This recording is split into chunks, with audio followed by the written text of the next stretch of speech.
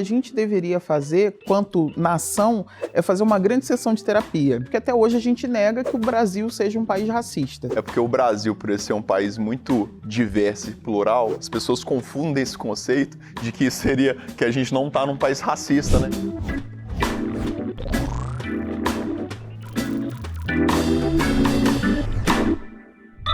Antes de responder, cumprimentar aqui, minha querida, viu?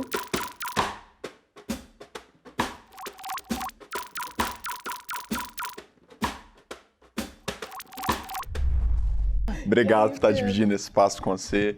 E primeiramente também vou responder isso. Acho que é importante a gente saber reconhecer as nossas limitações de lugar de fala, né? Eu estou falando aqui como homem branco e certamente, né, isso também traz algumas questões que limitam a minha experiência.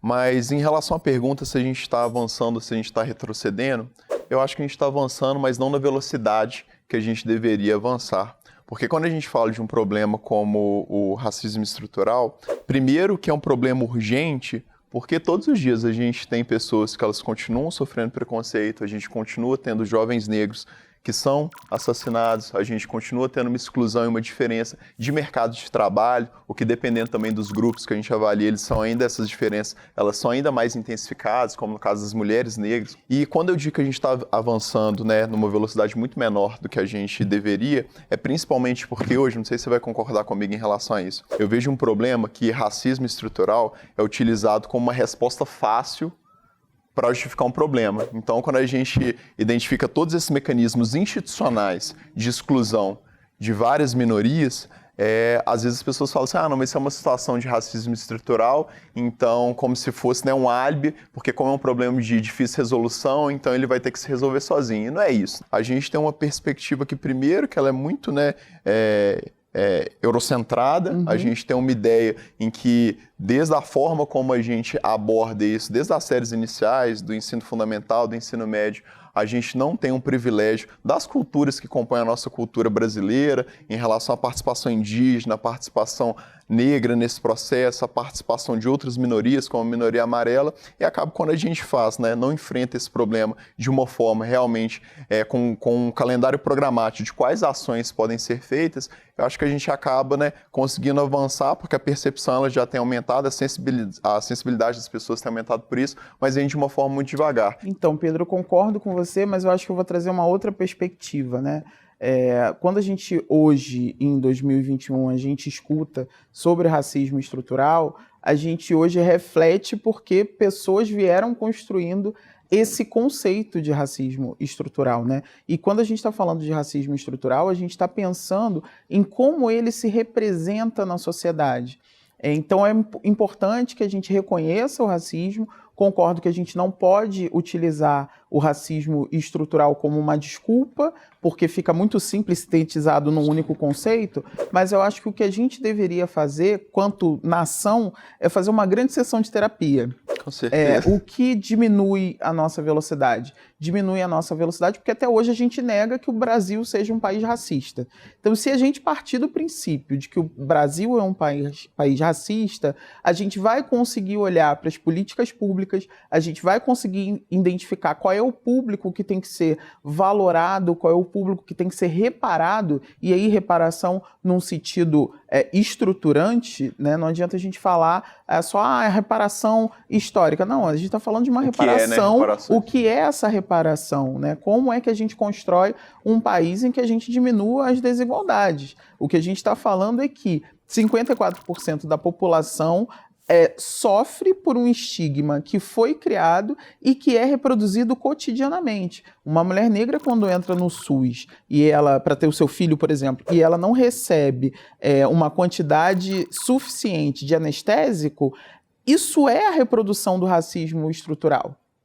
Então a gente não pode só simplesmente ficar arraigado no conceito sem a gente olhar para a prática. E aí a prática do racismo, o racismo é uma ação. Então a gente precisa fazer uma ação contra o racismo. E para isso a gente tem que reconhecer que o racismo existe.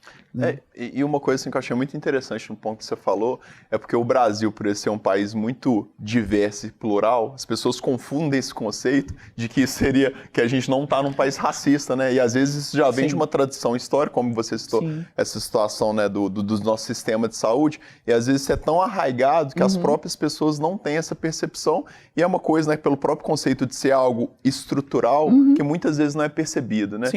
Tem uma situação que eu comento muito, né? Eu sou, por exemplo, de uma carreira militar, e aí uma vez eu tinha um comandante, pelo qual eu tenho muito apreço, muito carinho, ele falou assim, quantas vezes, né, eu mesmo sendo comandante, quando eu não estou uniformizado com os meus, né, as minhas patentes, né, todos aqueles sinais da minha posição, as pessoas não vão, às vezes, no meu motorista, que ele é branco, justamente porque eles acreditam que, né, pelo fato dele ser branco, ele é comandante, só que as pessoas não têm a percepção disso. Sim. Então, acho que muito sobre isso, né, sobre todo mundo a gente reconhecer que em maior ou menor grau todos nós somos racistas, porque isso é uma discussão difícil, né? Sim. Prescinde da gente fazer essa autoanálise, identificar, né, qual que está sendo o meu racismo diário, né? Não há como não ser racista num país que é racista. Exatamente. E não há como discutir racismo estrutural sem discutir branquitude. Né? O conceito da branquitude que vem sendo cunhado nos últimos anos com muita veemência, não dá para a gente discutir que existem pessoas brancas e que as pessoas brancas têm privilégios e que as pessoas brancas usufruem de uma estrutura que foi criada por elas. O racismo não foi criado pelas pessoas negras. O racismo foi criado pelas pessoas brancas. Então as pessoas brancas têm coparticipação num processo antirracista. A Djamila Ribeiro, ela diz num dos livros dela, uma frase que eu adoro, ser antirracista significa propor ações. Com certeza. Ser antirracista significa fazer algo. Então, a pergunta que não quer calar, né, nesse contexto de entendendo o racismo estrutural no Brasil qual é a ação que as pessoas brancas estão fazendo hoje para combater o racismo, que elas mesmas criaram. Entender que é uma discussão que ela precisa ser apropriada por todos, né? Sim. Porque às vezes quando a gente fala de racismo, as pessoas entendem aquilo dali, né, como um assunto que é segmentado, Sim. que é um assunto ali que é restrito a determinado grupo, e as pessoas elas não entendem os reflexos, né, péssimos para a sociedade como um todo, porque quando a gente tem uma sociedade racista, a gente tem uma sociedade que ela é mais violenta, que ela é mais excludente, não só em relação àquele aspecto racista, mas num aspecto estruturante, como você diz, né? A gente tem um filósofo que ele fala, a questão é que muitas vezes esse racismo estrutural, ele é viabilizador de determinadas situações, e às vezes as pessoas entendem só como que se aquilo fosse uma situação de restrição, e não ele viabiliza outros problemas. O racismo é uma opressão e o racismo exclui e mata pessoas. A cada 23 minutos no Brasil, um jovem negro é assassinado. A gente não pode achar isso normal, a gente não pode naturalizar esse discurso. Então, portanto, é possível e é imprescindível que as pessoas entendam os seus lugares de privilégio. Né? A gente, quando fala de cotas, por exemplo, que é um sistema eficiente, que é um sistema comprovadamente importante para a nação, e isso é imprescindível para que a gente mude e repare a história do nosso país. Então, fazer essa autoanálise, fazer essa reflexão, aonde está o racismo em mim, aonde eu acho o meu racismo, é o primeiro ponto para a gente construir uma sociedade antirracista. E falar sobre isso tem que deixar de ser um tabu. Com certeza. Né? Falar em racismo no Brasil não pode mais ser um tabu. É preciso falar sobre isso. Só falando sobre racismo, só falando sobre reconhecer o potencial da negritude, reconhecer o local de privilégio da branquitude, que a gente vai conseguir ter um país mais igual, ou menos desigual. Né? A medida da desigualdade ela vai diminuir a partir do momento que a gente entender quais são os nossos problemas. Eu acho que também, assim, complementando isso que você está falando sobre a situação de cotas, é a gente fugir de um discurso que ele é raso e que ele é muito pernicioso de meritocracia, né? Exato. Que é muito, acaba sendo uma questão muito levantada quando a gente fala de cotas, e realmente as pessoas não percebem o quanto é perverso esse discurso, Sim. porque ele coloca como se todos nós estivéssemos saindo de um mesmo ponto. Exato. E a gente, não só em questões relacionadas à raça, mas a questões até do nosso país, né, como uma tradução da desigualdade social, econômica, que está intimamente ligada a essa questão racial, as pessoas perceberem que muitas vezes elas falam sobre meritocracia num país onde existem pessoas que estão na fila para pegar ossos, né, Exato. como resto de comidas para se alimentar. Você não pode falar em meritocracia num país que é desigual. Exatamente. O ponto de partida das pessoas é diferente. E a gente pensar também que a importância da ocupação desses espaços ela é também simbólica per si, né? Porque quando a gente consegue, né, ter uma maior representatividade das pessoas nesses locais, que são locais tradicionalmente de concentração de poder e que eles têm uma persona muito bem definida, né? Geralmente um homem branco de determinada classe social, quando a gente começa a ocupar isso de forma mais diversa, a gente começa a ter uma representatividade simbólica para aquelas outras gerações que a pessoa ela passa a perceber, olha, para aquela pessoa, que é uma pessoa como eu, que eu me identifico como ela, deu certo, então será que não é interessante eu entender que eu também participo daquilo, que eu também, né, estou em condições de assumir aquele lugar? Pensar que a gente precisa oportunizar ou dar possibilidade que as pessoas cheguem em determinados espaços é super importante. A gente está falando no final de representatividade. Quando mulheres negras chegam no Congresso Nacional ou chegam na Câmara de Vereadores, essas mulheres estão ali para pensar uma política pública que até então não foi pensada, que até então foi negada. Então, pensar que pessoas negras devem estar em espaços de poder também é um grande exercício. É um exercício, inclusive, antirracista. Quando a gente pensa que, por exemplo, numa empresa, né, a gente não pode se conformar que numa empresa com 100 funcionários, na sua diretoria não tem uma pessoa negra. E a gente também não pode se conformar com aquela resposta padrão. Ah, mas eu tenho aqui o fulano, que é uma pessoa negra. Você não ama trabalhar aqui, fulano? Isso não é o discurso. Né? Utilizar também a exceção como justificadora. Exato, como justificadora de um política problema excludente, que né? é uma política excludente. E é também importante, assim, as pessoas, né? Isso também é algo que está na obra da Djamila Ribeiro, né? Que é muito consagrada essa frase, né? Que não é necessário não ser racista, é necessário ser antirracista. Só que eu acho que às vezes as pessoas não entendem que ser antirracista não é só a gente, né, coibir de forma geral isso, mas principalmente a gente ser propositivo em conseguir facultar espaços que sejam ocupados por essas pessoas, porque por mais, né, que dentro dessa questão que a gente falou aqui no início de lugar de fala, logicamente, né, por mais que eu seja sensível a essa questão, quando a gente tem alguma pessoa que ela verdadeiramente, ela vivencia tudo aquilo dali, aquela história faz parte da própria socialização dela, certamente ela tem uma visão que vai ser muito mais contributiva do que às vezes a gente tem aquele pensamento que é completamente homogêneo ali, que não dá margem para isso. Então a gente entender que a gente estabelecer essa política, essas ações antirracistas, está principalmente muitas vezes a gente abrir mão desse espaço, que na verdade não é abrir mão, porque esse espaço não nos pertence. É dividir o espaço. Mas principalmente a gente compartilhar, dividir esse espaço, entendendo que aquelas outras pessoas, aqueles outros grupos, eles são tão detentores desse espaço quanto os outros. Porque é muito fácil, às vezes, a pessoa ela ser antirracista quando aquilo dali não implica na revisão do meu próprio privilégio.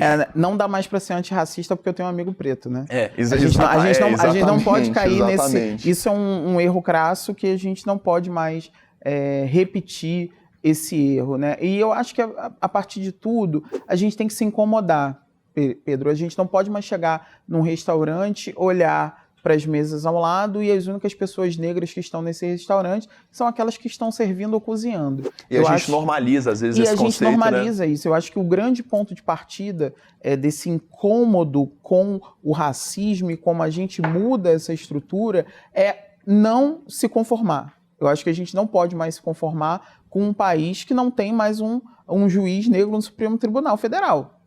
E nem essa figura também ser utilizado como uma exceção, como grande como justificativa, fala assim, não, se ele conseguiu, todos conseguem, porque não é essa a ideia. Porque né? também não é assim que funciona. Né? No Brasil, a gente não tem 1% de estudante negro em direito.